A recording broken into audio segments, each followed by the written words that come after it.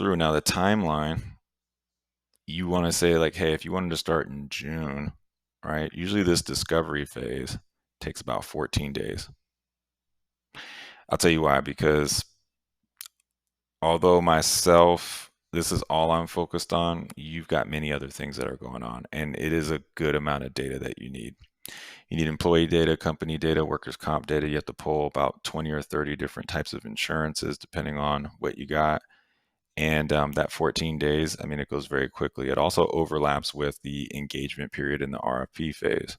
Why? Because nobody has time to go talk to 10, 15, 20 different PEOs. That's why we just do it for you.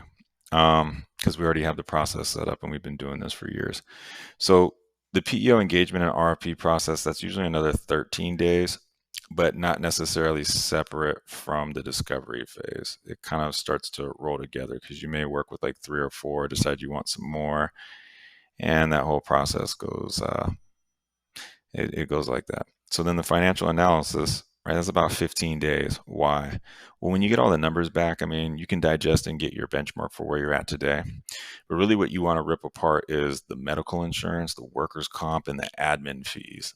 Then you want to make sure all the other stuff. So like payroll taxes, all that, that's a pass-through. Gross payroll, pass-through. Workers' comp, most of my clients, it's a pass-through. Some of you guys, it's not a pass-through. You really got to sit there and like digest, like, why is the rate high, low, whatever, right?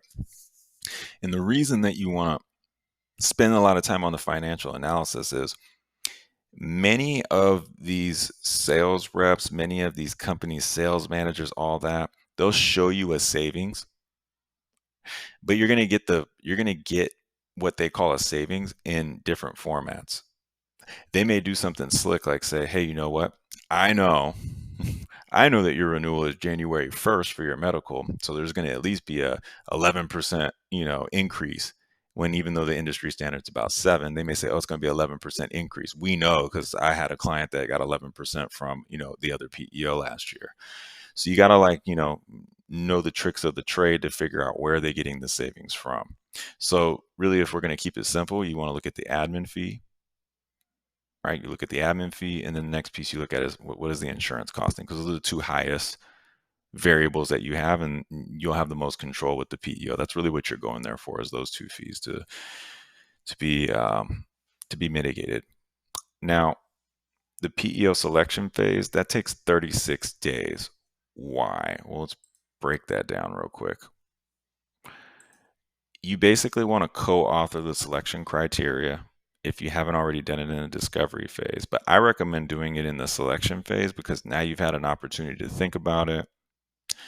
Lo and behold, all of a sudden you're going to have conversations with friends, neighbors, different people, and all of a sudden they're going to have all this stuff. And you want to leave enough time for the financial analysis and to be able to do the demos and to be able to make the final consideration, because they're all going to look good. When you talk to each person, they're going to look bright-eyed and bushy-tailed, and they're going to tell you, hey, everything is all good. You're in the best possible situation, right? But when you start looking at 5 or 6 different companies and they've all got different criteria for how they measure savings, then you need to kind of peel back the curtain and start to decide for yourself, how am I going to evaluate this, right? So the other piece is, you don't want to switch technology platforms every year, because like the disruption that you get from the employees having to learn a new system, all that, it's just better to plan for at least 2 to 3 years out how you're going to use it. So, and some of the companies, and your company might be in these shoes as well. You're setting yourself up for hyper growth. I had a client where Series A came in, $5 million. They were kind of putzing along a little around like 20, 30 employees. Then all of a sudden, next round of funding came in, 25 million. Then they ramped up to 40 people. Then they got another round, 100 million. That 100 million round, all of a sudden they shot up to 1,500 people in 8 months. 1,500 people in 8 months. So there was a lot of recruiting. There was a lot of reporting. There was a lot of analytics there. And fortunately, we did enough diligence and we went through their strategic workforce plan to ensure that they were going to be covered. And the only reason they were covered is because everyone was salaried. Everyone had very similar job descriptions, and it was a very simple business model. So it was okay that there were 1,500 people on a PEO still. For some companies, it might not make sense because you might start to get different departments. You might start to get different pay frequencies. You might have different times. You might be working with people that take piecemeal, or they get commission structures that are a little bit off. Remember, the PEO is kind of like built more to handle a large group of people. So as you scale, you get less detailed. So, right around the 150, 200, 300, 400 employee mark, it might make sense to maybe look at coming off a PEO, right? As long as you have the personnel that can work there. So there's that piece. And then the implementation, you always want to leave, if you can, it's always best to leave at least 60 days for implementation. If you can make a decision for June 1st on April 1st, I mean, that's great, because then you can spend the first 15 days, you sign the contract, you get everything, all your employee data to them. You might not even need to get the employee data till a couple of weeks later, but you can at least have your funding strategy. You can get finance involved. You have time to get some of the other stakeholders that may be able to be involved in the process. Maybe CFO needs open API access because he needs to take the information from your invoice and put it into the general ledger, right? He may be switching accounting systems and has a few questions, so you always want to leave room for that during the implementation process. And yeah, and at the end of the day, the account management piece, I mean,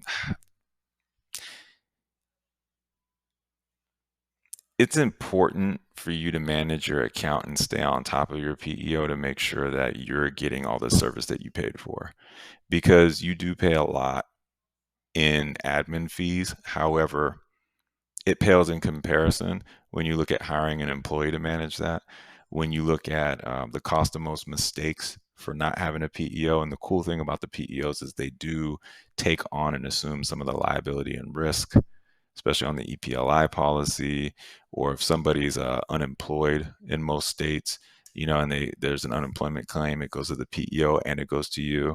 So there's tons of benefits to it. If you want to learn more, or if you don't have time to do this PEO audit yourself, feel free to reach out to us. We're happy to do it for you. We'll go ahead and we'll leave a link so that you can get on our calendar if it's something that interests you. Again, Steve Taylor here. I love doing PEO audits. I'd love to talk to you about you and your business. And look, one thing I love to do as well is learn more about what you guys do, how you make money, and how you plan on making more money, so that I can help you out when I'm navigating LinkedIn or I'm doing a lot of my homework and research. I've got millions of dollars of funding to clients that I've worked with. Um, I just love to see people grow and accomplish their dreams, and I'm really happy and proud to be a part of that for a lot of people. So reach out to us, schedule time on the calendar, let us know how we can be helpful, and we'll talk to you soon. All right, take care.